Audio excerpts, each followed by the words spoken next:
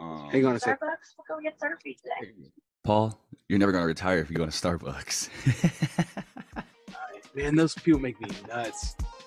I'm just kidding. Oh my gosh. I'm just kidding. Hi, and welcome to the Investing on a 9 to 5 podcast. I'm Paul. And I'm Teddy. We are excited that you are joining our show, Investing on a 9 to 5, where we will talk about our investment journey, our current strategies, and learn about all kinds of investing related topics. But before we dive in, we are not financial advisors. We will not be held liable for any personal investing decisions or losses that you may occur in the market. This page is purely for entertainment purposes only.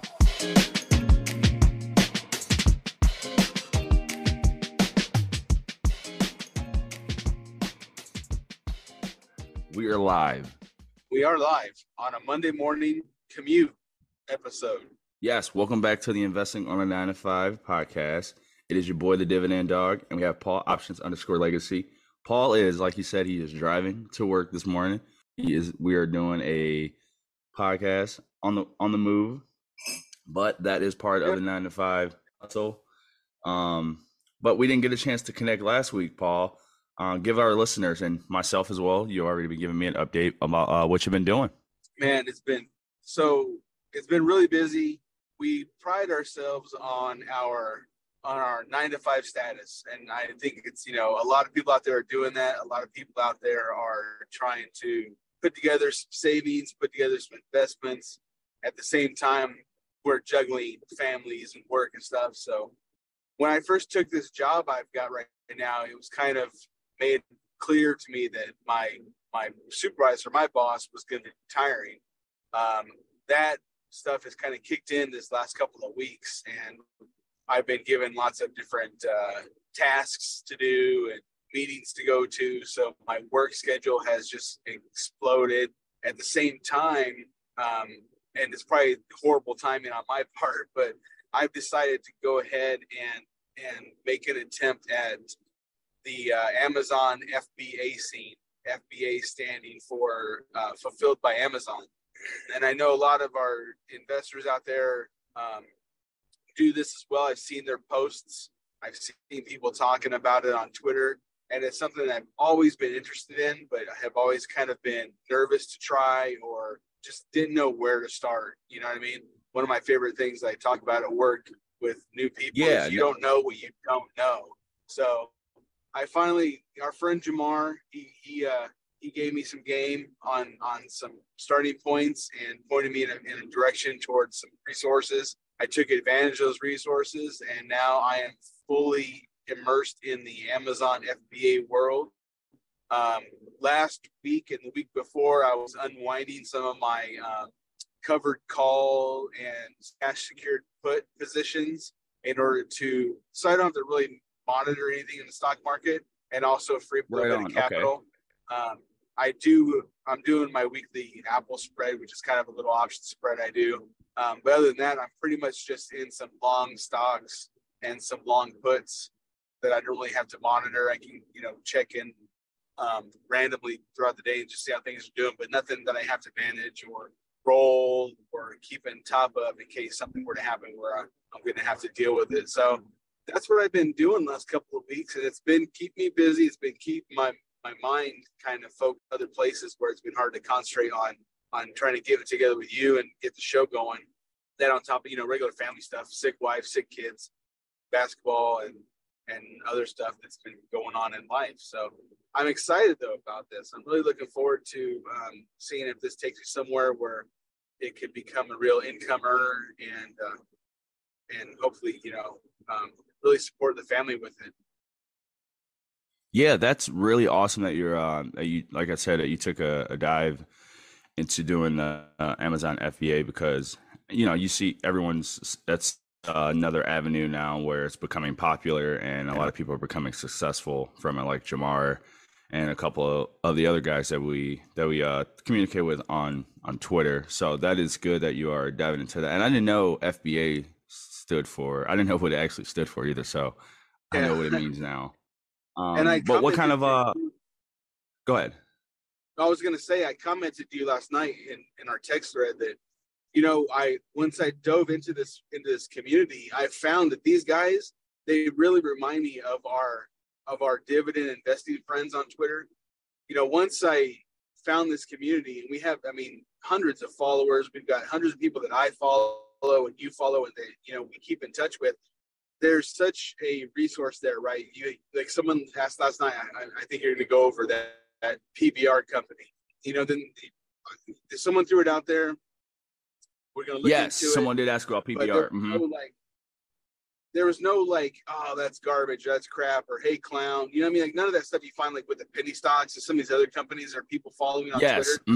There's lots of respect. There's lots of here, let me help you out this. Hey, that's a good idea. Have you thought about this? Or that's not my cup of tea because XYZ, but good luck with that. That's the kind of attitude that we're finding with the dividend investors. And I'm finding the same kind of attitudes in the FBA Amazon world in on Twitter and in Discord. Just people who are willing to help out, answer questions, give you advice. Oh, hey, that's not working. Try this. Oh, instead of doing it that way, try doing it this way because you might get a better result. But none of this, I'm not going to help you out because I'm worried about my own business. I'm not going to give you any ideas because it might affect me. I'm sure it's out there because there's, buttholes and everything, but I haven't encountered any of that kind of attitude yet. Everything for the last couple of weeks, my dive into this community has been very, very positive. That's good. That's really good, Paul. And that's good too, that the other communities are open and very supportive as well, because it's hard. Starting out anything, especially from ground zero, and you're doing it all. You're running all parts that it takes to run, your Amazon FBA company. And you're still doing the fulfillment on this end. You're still collecting inventory and getting it on to the Amazon site and packaging it to send to Amazon. And then Amazon puts it on their website and sells it. And they take care of the customer end of it. But, I spent a couple hours the other night just putting stuff in bags, prepping it, labeling it for shipment, and get it all together. So I'm sure I'll get my flow down, but my first shipment I got together this weekend, it was a rough ride. It took some time to figure out all the steps, but it's like everything. Once you figure it out, you'll figure out a flow. You'll figure out a business process that'll work, and that's what I'm looking forward to. Yep, exactly, man. And it's just like riding a bike with trying anything new. It's like you're gonna scrape your knees a couple times. But if you keep getting up and keep going, man, you'll eventually catch the groove, and before you know, you're smooth sailing. What kind of product? Hold on, what kind of product? It's crazy. Everything? You're doing everything on there? Yeah. Okay. I found things online and on sale. I found things in stores on sale. I've got everything from kids bubble toys to Nike backpacks to Pez. Awesome. All kinds of stuff. And I'm learning, some of my first stuff I initially started buying, I found maybe weren't as profitable as I thought. I started finding some different metrics to apply to the calculations I'm using. There's apps and platforms that help. So I'm getting used to those, how they work, and just fine tuning it. There's going to be like all of us, right? We've all bought, stocks that suck. We thought they were going to be good. We bought it and it ended up going down, or so then you figure out your little processes. You figure out what you're going to use for evaluating a company, parts of the company and the stock reporting financials that are going to be important to you in evaluating it. So that's where I'm at. I'm at the point where I'm figuring out what aspects of the evaluations are going to be important to me and what minimums I'm going to be using, because you could set, I want to make at least 30% on this. I want to make at least 40%. I want to make at least $1 per item that I sell. The platform that I'm using lets you make all those different determinations. So I'm fine tuning that. It's going to take me some time, but I'm looking forward to it. My first order I put in it's over 122 individual items. It's like 22 different brands. So I might have multiple items of a certain thing, like Pez dispensers, for example. 22 different SKUs with over 122 items that I was bagging, and it's like $200 profit if it all sells at what it's going to be listed for. So that doesn't seem like a lot, solid. But it's not bad. You're starting out. It's better than saying I'm not about to make anything, or I'm just starting out and I haven't even I don't have no idea how the metrics or none of that stuff works. So you're not remember how we were mentioning wasting energy? You're you're not wasting any steps. You're just compounding. You're just putting yourself in the right spot every single time and just winning 1% better every And that's single what I day. think took So like, right. go ahead. That's what took me so long to get to this point. Like I've been like getting this prep going for a few weeks because I'm, throughout I've got a notebook with all kinds of scratches written in it, like make sure you do this and flow and trying to map it all out before I sat down to do it, because I didn't want to, that may be seen as wasted space or wasted time. But for me, it was having it all set on paper in my head, visualize it before I sat down to do it, so I could try to figure out the best way to get the flow going. And I can see things I need to tweak on it, but for the most part, I've got it down. Now it's just going to be like you said. It's just be sourcing the right thing. That's the challenge I'm finding, and I see it in the Discord, and I see it in the different Twitter people I follow. Obviously finding inventory, finding things to sell, finding quality items to sell. So that's a challenge. It's an art in all of itself. It's like finding a good dividend stock, right? You'll go through hundreds of stocks. You'll screen hundreds of stocks trying to find the right one that meets all of your criteria that you think is going to really give you a good return. And then that's when you buy. Inventory sourcing for Amazon, same exact thing. You go through websites, you go through links, you go through ads, you go through the stores, you're scanning things, and it's just putting in that time to scan through the stuff before you find the things that you think, oh yeah, this is going to make some money for me. Yep. And like you said, you're good. You have to go through the trial and errors and figure out what works best for you, but you have all the tools and the apps, right, to do all that. Well, I hope so. Yeah, I got resources. No. I was asking you if you heard anything yet from your gig. Yeah, I actually have a final interview this time next Monday. There you go. So I got moved on to the last one, and they let me choose the date, so I chose next Monday for an interview. You're gonna kill it, dog. Yeah, so we shall see. We shall see how it rolls out. But I'm excited for it. Excited to be be able to move forward in the interview. But as Kobe says, job's not finished. So still got to keep my head up and be ready to smash all these interview questions they have for me. Right. But that's the update on that, and I'm excited for it once again. But yeah, that's good that your FBA is going well. The dividend community definitely misses you. We were wondering where you were, but I was like, oh yeah, he's definitely. I think he's doing his Amazon, and I was like, guys, he has a family too, so. I know. I really wasn't even on. I didn't even open Twitter at all during my work hours last week. Like usually, it's at least I'll have it up and I'll like click over to it when I have a few minutes to, but it was last week was such, I didn't even open it. I think I looked maybe once, but other than that, it was just like completely detached from it. I don't know what anybody's doing anymore. You didn't miss anything. The market was down. The PCE you know what I missed? Came down. Don't worry. Don't do it. I'm going to do it in 1 second. The PCE report came out. It was very hot. The market did not like it. No. For all of our new listeners out there, the PCE is the what do they call it? It's the hold on here. Consumer expenditures, I think. The pricing. Yes, pricing consumers expenditures report. So it just measures how we're spending on different goods in the market, and they track it to see if inflation is still around or not. And kind of still hanging around. Walmart and Home Depot, I think, didn't report as high as earnings, so the market didn't like that as well. But Intel cut their dividend too. So that just really just took it out the way. Oh wait, you're right. I forgot about that part. Intel cut their dividend. I thought that's what you were. I thought that's what you were leaning towards. I was like, that 100% is what I was alluding to.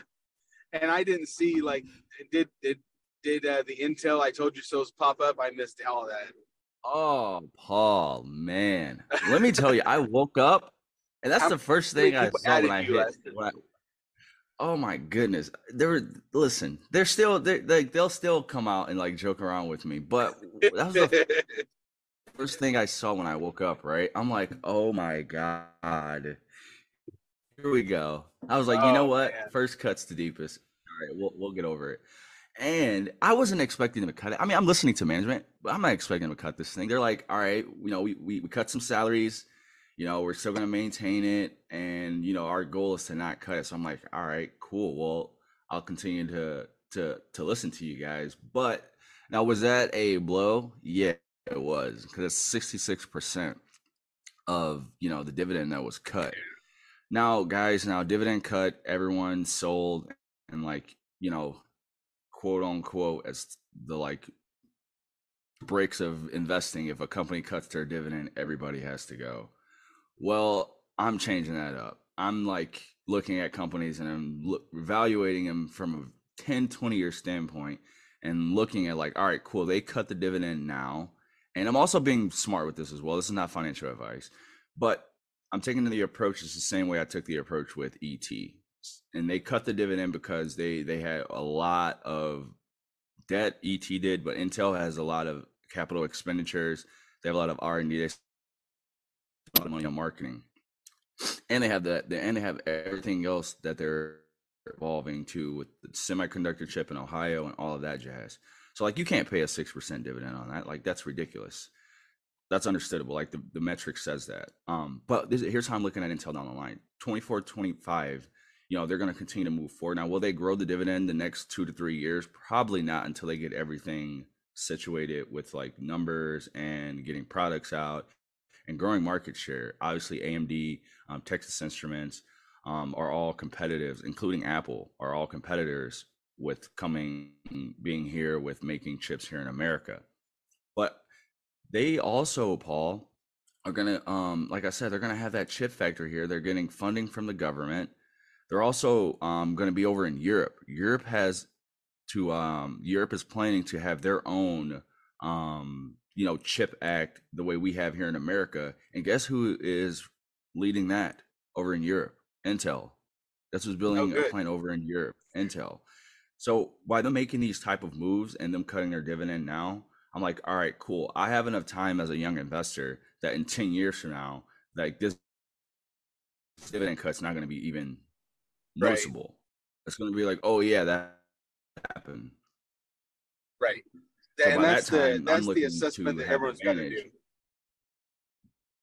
Everyone has to go through that assessment and go look into Intel's, see what they have going on compared to the competitors, see what they have going on now. I mean, there's still a hot, hit in the PC industry. PCs are going down because everyone's going back outside. Everyone's going back into office. So like, no one's at home building up their huge offices or building up their their gaming setup or computer setup anymore. So that's understandable. But these companies, they have to go back and get back on the drawing board, and they have to come back with a new product. Like, we as humans, we don't see products that come out before they come out. Like, we think we see stuff because our minds, but we only can think only so far. Like, we're smart, but like, even when people in the 30s, think about this, people in the 30s didn't think we would probably be on the internet or doing this now in 2023.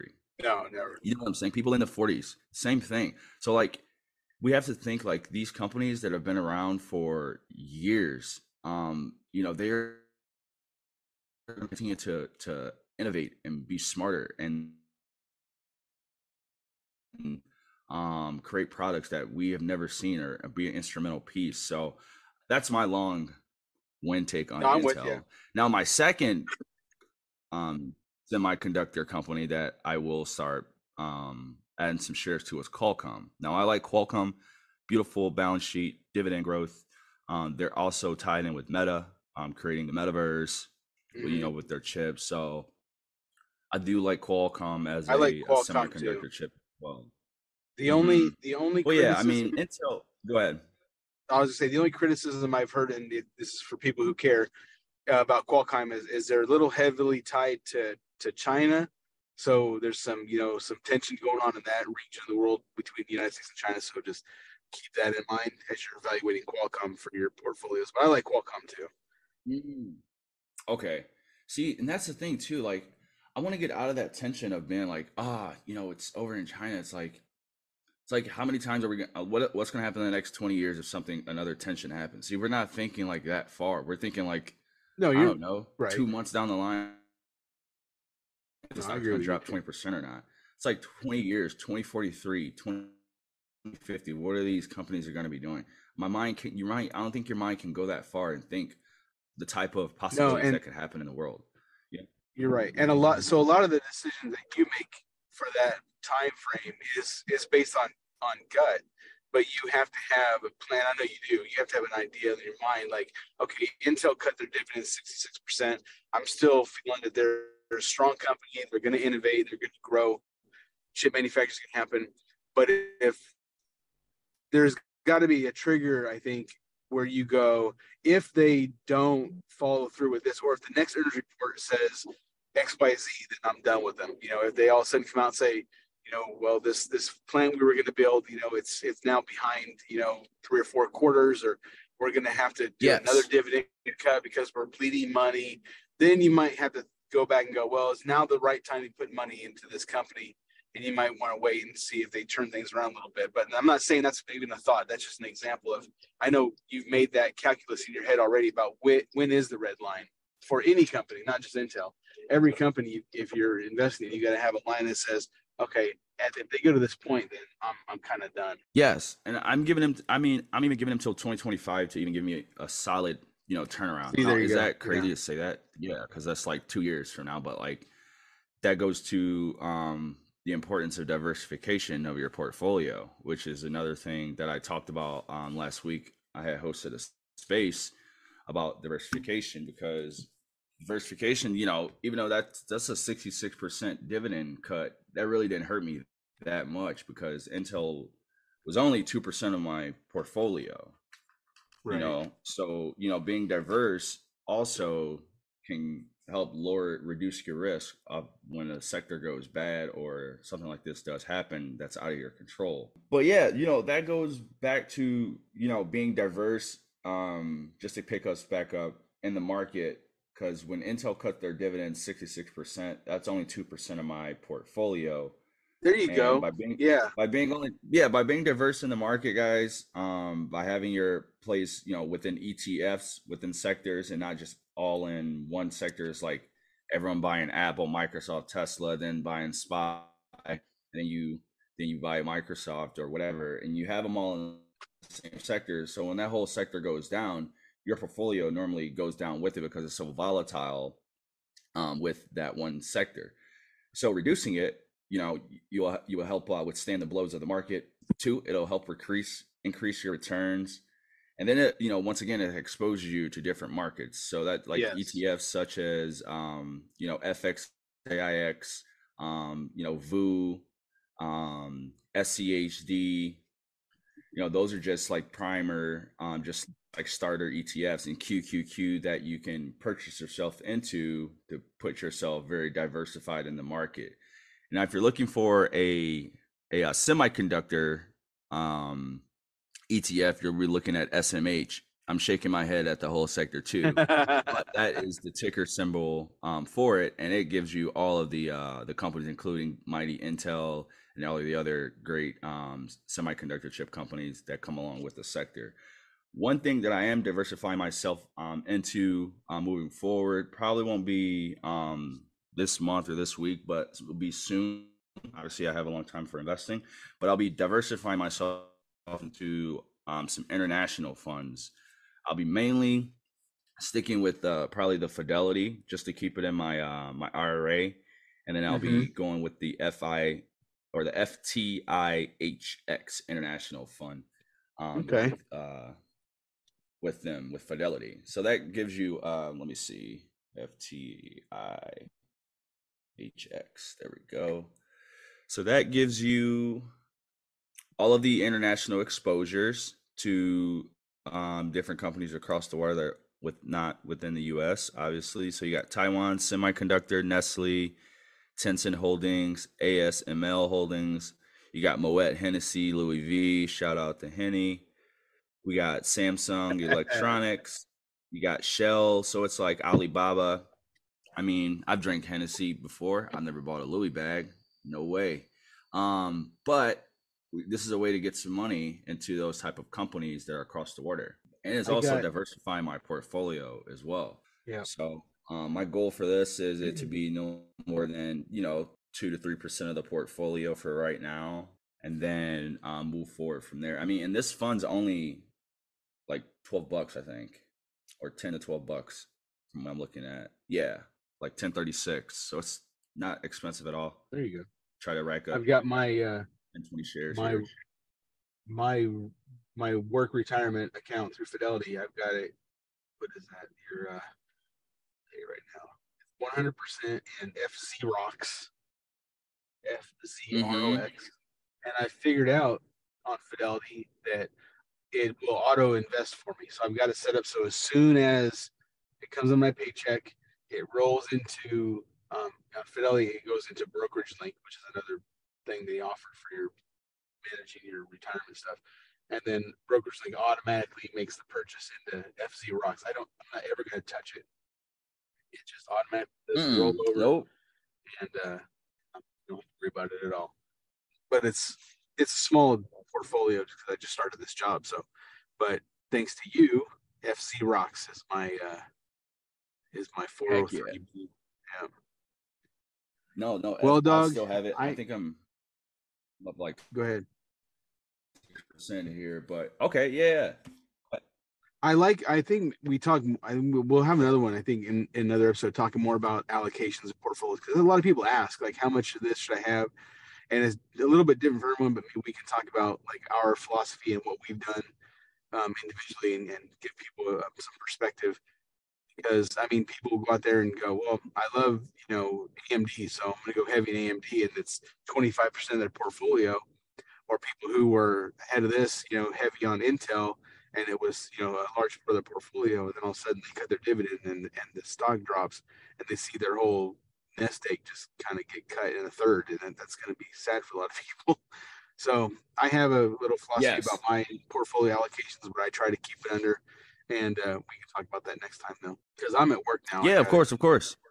I appreciate y'all. Yeah. I appreciate you, dog. Make some time this morning for us to get together and get this thing recorded. Yes, of course, guys. And then we'll go ahead. And then I'll go ahead and close this out here. We appreciate you guys. Hey, you're gonna do for our listener who asked about PBR. You're gonna do a short, right? Yes. Well, I'm gonna do a short on PBR. Yep. All right. That'll be on YouTube for our listeners. You want to hear about this PBR stock? Someone threw out us on Twitter.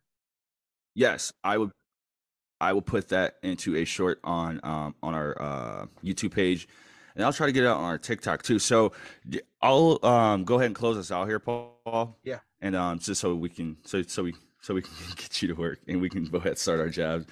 Once again, guys, we thank you again for kicking it with us here on the Investing on a 9 to 5 podcast channel. It is your boy, the Dividend Dog, and Options_Legacy Paul. Wanted to just give you guys a quickly update on what we've been doing in the past couple of weeks, and just give you guys an update on our portfolios.